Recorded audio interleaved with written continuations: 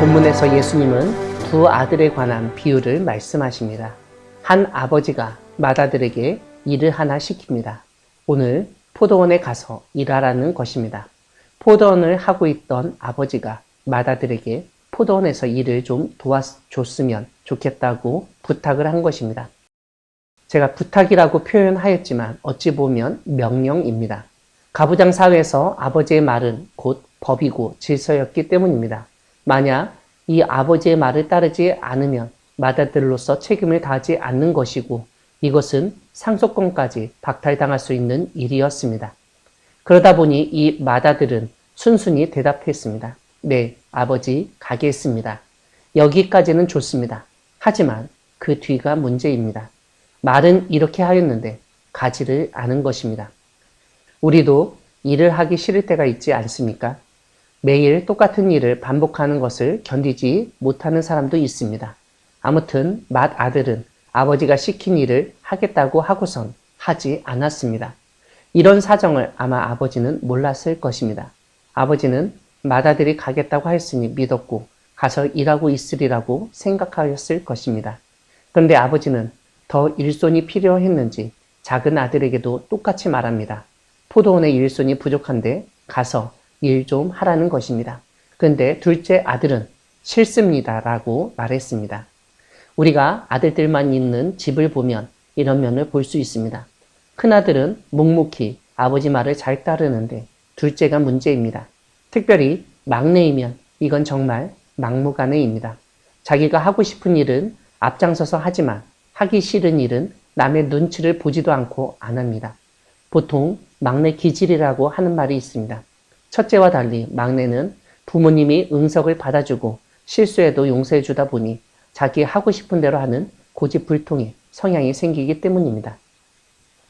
오늘 본문에서도 맏아들은 아버지의 눈치도 살피고 체면도 있어서 그 앞에서 네, 알겠습니다. 이런 말을 먼저 했습니다. 그런데 작은 아들은 싫습니다라며 단도직입적으로 자신의 생각을 말합니다. 다혈질적인 아버지들은 이런 아들을 좀처럼 가만히 두지 않습니다. 버르장머리를 고쳐야 한다고 하면서 이러저러한 방법을 사용하곤 합니다. 오늘 본문의 중심 내용은 이런 아들의 성향이나 그에 대처하는 아버지의 방법이 아닙니다. 오늘 본문의 핵심은 맏아들은 가겠다고 하고 가지 않았는데 둘째 아들은 싫다고 하였다가 나중에 밀치고 포도원에 갔다는 사실입니다. 그러니까 이 두 아들은 말과 행동이 달랐던 것입니다. 우리 주변에서 이렇게 말과 행동이 다른 경우를 종종 보게 됩니다. 말로는 갈게요 하고 절대 안 오는 사람이 있습니다. 이와 반대로 싫어요, 안 가요 하고선 나중에 오는 경우도 있습니다. 그런데 오늘 비유 중에서 맏아들의 마음의 변화는 설명하지 않고 있지만 둘째 아들의 마음의 변화는 설명하고 있습니다. 바로 아버지의 마음을 알고 자신의 잘못을 뉘우쳤다는 점입니다. 그래서 아버지의 말대로 행하였다고 알려줍니다. 이 두 아들을 두고 예수님이 질문을 하십니다. 둘 중 누가 아버지의 뜻대로 하였느냐는 것입니다. 사실 이것은 나쁜 아들들 중에서 누가 좀 더 낫냐는 질문입니다. 둘 다 말과 행동이 달랐기 때문입니다. 하지만 그 중에서 둘째 아들이 좀 더 낫다는 점은 부인할 수 없습니다. 아버지가 말할 때 그 말대로 대답을 잘하는 사람이 아버지의 뜻을 잘 받아들인 것 같아도 행하지 않았다면 사실상 그는 아버지의 뜻을 저버린 것입니다. 우리 사회에서는 앞에서 좋게 대답하는 것만을 중요하게 여길 때가 있습니다. 뒤에 어떤 일을 하는지는 신경 쓰지 않습니다. 자기 앞에서 듣기 좋은 말을 하고 감정을 상하게 하지 않으면 된다고 생각합니다.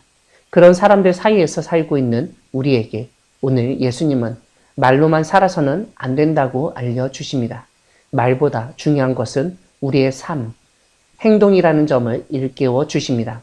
오늘 이 비유는 맏아들처럼 말로는 다 할 것처럼 대답하지만 실제로는 아무것도 하지 않는 사회 집단을 꾸짖는 말씀입니다. 또한 이스라엘 사회에서 둘째 아들처럼 아버지의 사랑을 저버리고 배은망덕하며 부모 없는 것처럼 여겨졌던 사회 집단을 격려하는 말씀입니다. 이스라엘에서 맏아들은 바로 제사장, 서기관, 바리새인들이었습니다. 그들은 하나님의 말씀을 공부하는 데 탁월했고 자신들이 하나님의 뜻대로 행하고 있다고 믿었던 사람들이었습니다. 하지만 예수님이 보시기에는 마다들처럼 입만 살아서 사람들의 눈에, 귀에 좋은 말만 할 뿐이지 그들의 삶에는 아무런 변화도 없고 열매도 없었던 것입니다. 다시 말씀드리면 하나님이 이런 말씀을 하셨다. 그 문제는 이런 말씀과 연관되는 것 같다.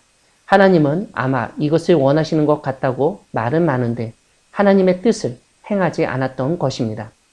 이와 대조적으로 하나님의 뜻을 저버리고 자신이 하고 싶은 대로 살고 있던 세리들, 창녀들은 아버지의 말씀을 순종하지 않았던 둘째 아들과 같이 여겨졌습니다. 하지만 그들은 자신의 삶을 후회하고 잘못을 뉘우치고 하나님의 뜻을 받들어 살려고 노력하였다는 것입니다.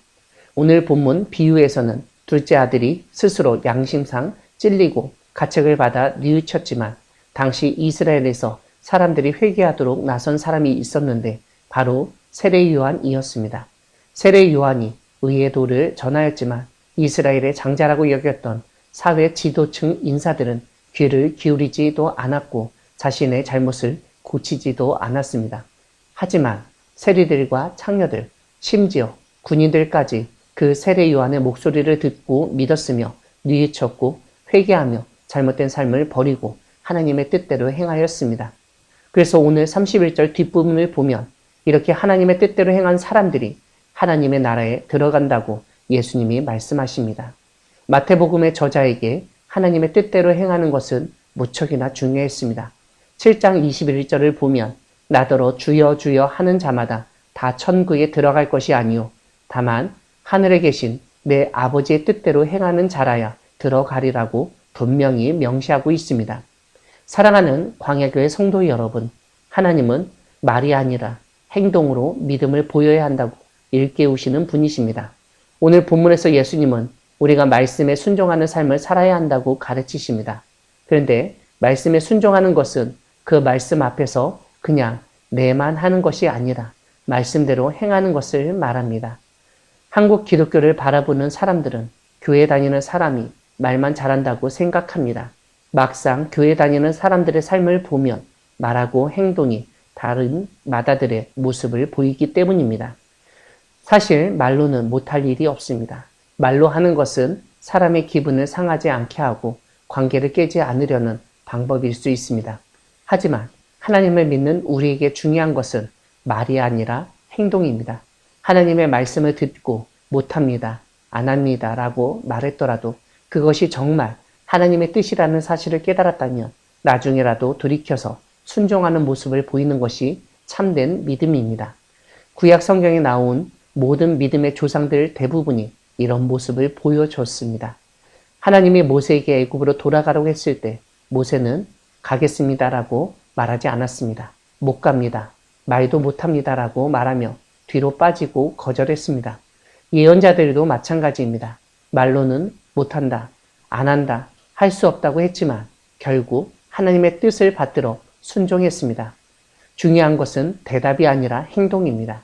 물론 가장 좋은 것은 말과 행동이 일치하는 것입니다. 오늘 예수님의 비유를 가슴에 새기며 말씀 속에 담긴 주님의 뜻을 바로 알아 그 뜻대로 행하여 믿음의 자녀임을 증거하는 우리 모두가 되기를 소망합니다. 아멘.